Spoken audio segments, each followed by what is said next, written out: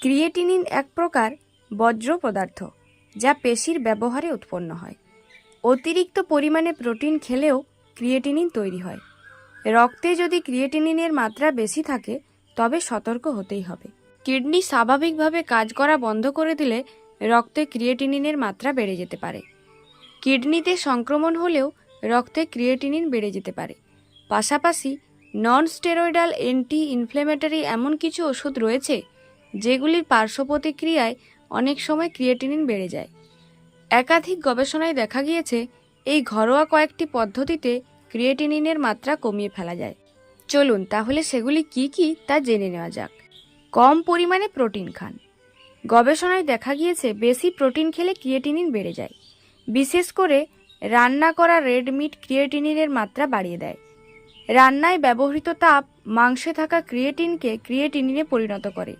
অত্যধিক মাংস না খেয়ে ডায়েটে রাখুন সবজি, স্যুপ বা স্টু, ডালের স্যুপ ইত্যাদি।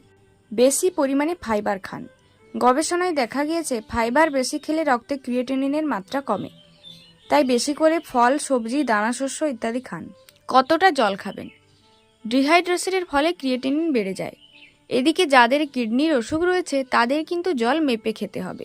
কাজেই কতটা জল খাবেন, দিনের কোন সময়ে কতটা খাবেন, এই বিষয়ে চিকিৎসকের পরামর্শ নিতে হবে। সোডিয়াম কম খেতে হবে। যেসব খাবারে অতিরিক্ত নুন রয়েছে সেগুলি রক্তচাপ বাড়িয়ে দিতে পারে। প্রক্রিয়াজাত খাবারে উচ্চ পরিমাণে ফসফরাস ও সোডিয়াম থাকে যা কিডনির সমস্যা তৈরি করে। কাজেই প্রক্রিয়াজাত খাবার এড়িয়ে চলুন। Non steroidal anti inflammatory drugs এড়িয়ে চলুন। এই সব ড্রাগস যদি ঘন ঘন খাওয়া হয় তবে তা মারাত্মক ক্ষতিকারক। ধূমপান ও মদ্যপান। ধূমপান কিডনির অসুখের ঝুঁকি বাড়িয়ে তোলে। অন্যদিকে গবেষণায় দেখা গিয়েছে কম পরিমাণে মদ খেলে কিডনির অসুখের ঝুঁকি কমে। এও দেখা গিয়েছে বেশি মদ্যপানে কিডনির অসুখের ঝুঁকি বাড়ে। ক্রিয়েটিনিন কমাতে রেড মিট খাওয়া ছাড়তেই হবে। ফল, শাক, সবজি ক্রিয়েটিনিন কমায়। তাই এমন খাবার খান যাতে প্রচুর পরিমাণে ফাইবার আছে।